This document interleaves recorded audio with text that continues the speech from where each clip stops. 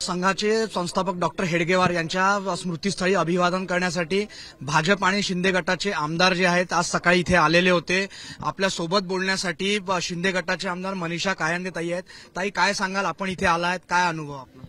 माझ्यासाठी हा अनुभव मी पूर्वी पण अनेक वेळा अनुभव घेतलेला आहे आणि संघाची बौद्धिक मी अनेक वेळा ऐकली आहे, ती आत्मसात केलेली आहे।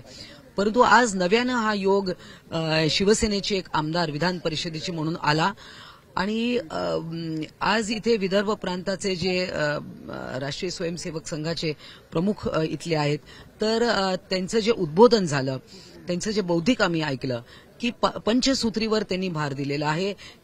राष्ट्रीय स्वयंसेवक संघ ही एक राष्ट्रप्रेमी संघटना आहे आणि अशा राष्ट्रप्रेमी या पवित्र भूमीमध्ये येण्याचा योग हा भाग्यवान लोकांनाच येतो आणि ते भाग्य आमच्या नशिबी आलेलं आहे।